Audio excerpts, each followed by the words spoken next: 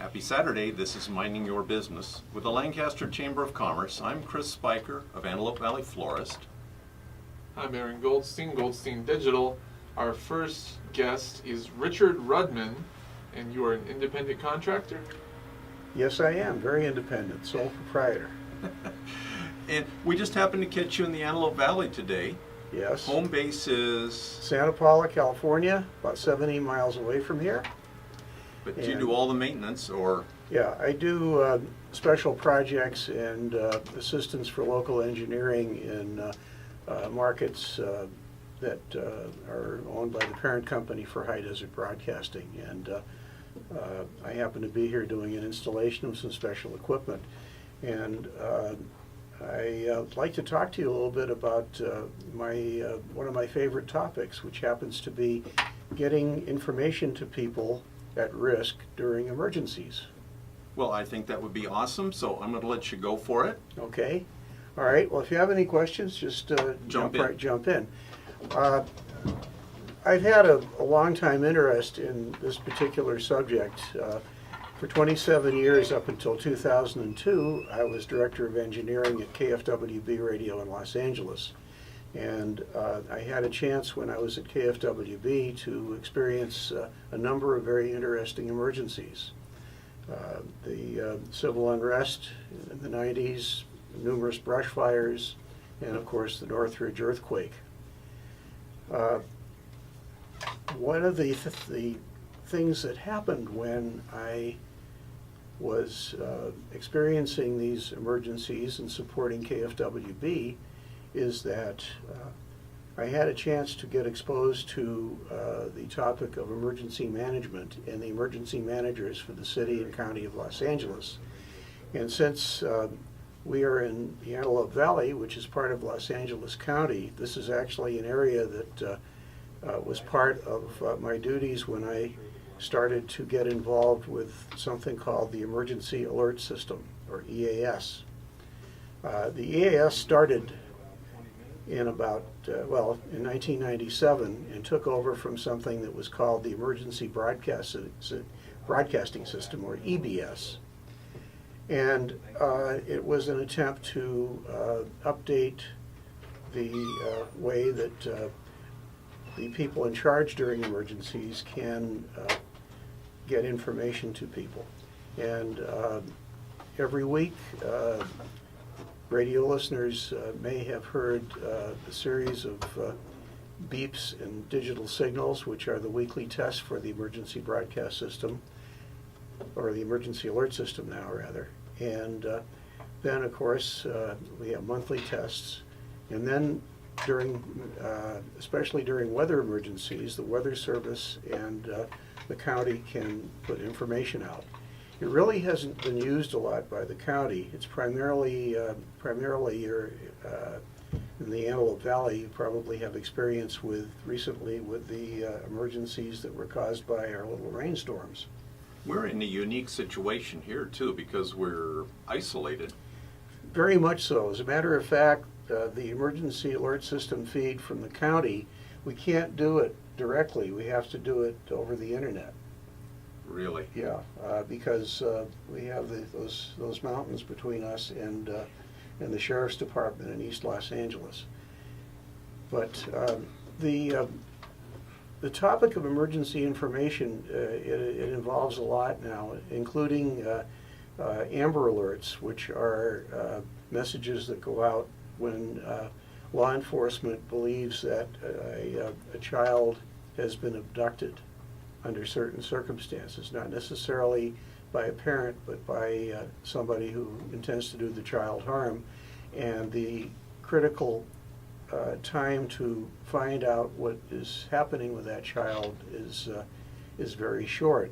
And that's why sometimes you'll hear Amber Alerts as emergency information that on go our out phones, on your phones, on the freeway. That's something. Actually, that's on the phones. It's a little bit different. That's called WEA, and that's specifically for phones. But those same Amber Alerts can go out on the radio as well. But the Amber Alerts have actually been a way for us to judge the success and work out some of the kinks since they started in 2002. And we have documented evidence in California and many other states where Amber Alerts have actually caused abducted children to be found in time while they're still alive. But emergency public information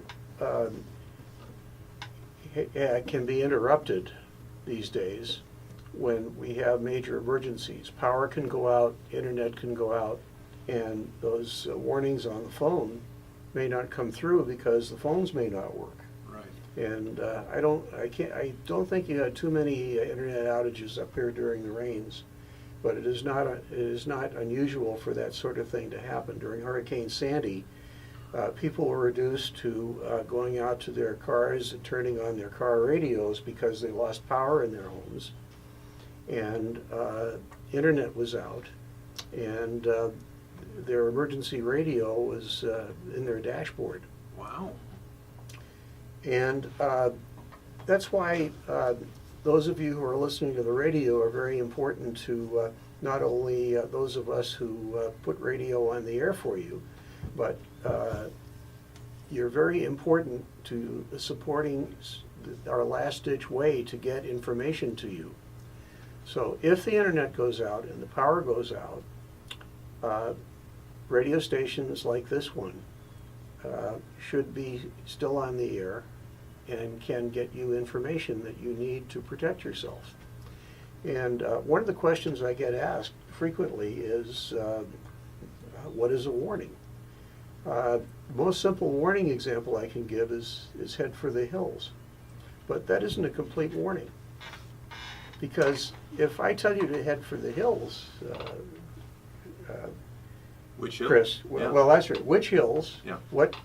How do you get there? Yeah. What do you do when you get Yeah. there? So let me get a tank of gas first. Well, that's Yeah, it. Yeah, it's yeah. there's a certain number of steps you take. Right.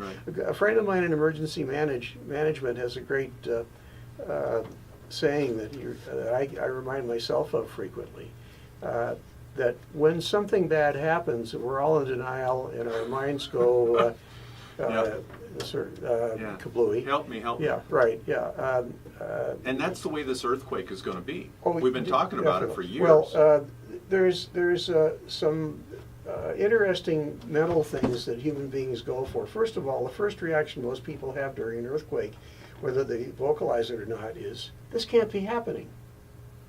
And it's a key part of what psychologists and sociologists call denial, which is not just a river.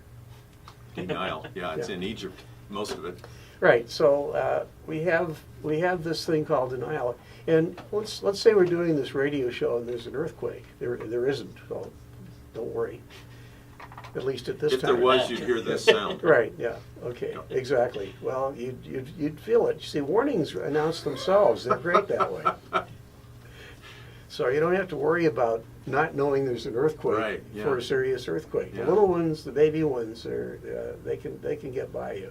Yeah. But the big ones, we don't have to issue a warning. So, it's like Captain Obvious. There was an earthquake. Yeah. Right.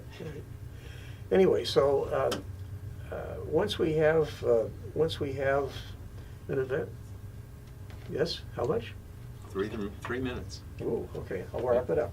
Anyway, but you have to communicate to people not only which hills to head for or what to do, but you have to tell them what to do when they get there. There's also another element for certain emergencies like toxic clouds and smoke and brush fires, and that's called shelter in place. But I think the message that I want to leave everybody with is warnings are wonderful. We can warn ourselves, we can warn each other, we can warn by word of mouth, we can get warnings on our cell phones, we get warnings on the radio.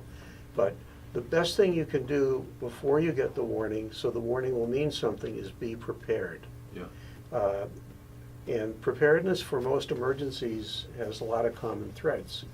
You need to get water for, I would say, in Antelope Valley, because we get cut off here for at least 2 weeks. Yeah. For each individual. 2 weeks. Emergency food, and if you're taking medicines, you should make sure you have at least 2 weeks of that particular medicine. Depending on the season, and you should have it in your kit all the time because you don't know when bad things are going to happen. You need to have sunblock. You need to have toilet materials. You need to figure out if water is not present for bathing and other water-related Right. bodily functions. You have to figure out how to deal with that. There are portable ways to dispose of things in a sanitary way.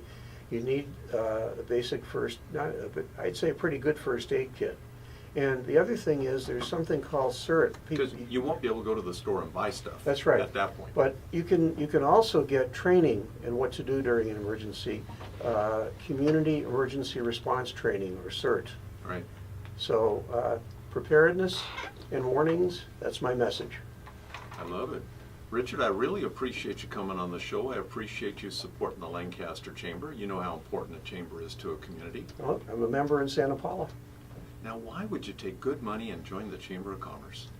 because I love my little city, just Yeah. like you love yours. We do. We love it, and it's a safe place. And Yeah.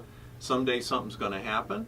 You Yeah. need to be prepared. You need to know your neighbors. They may save your life. You may save their life. You may be able to gather together and get through till the good guy comes and helps us out. Right. That could be a while. Appreciate you being on the Lancaster Chamber, minding your business. Okay, thank you very much, Chris. I Thank really you. appreciate the opportunity.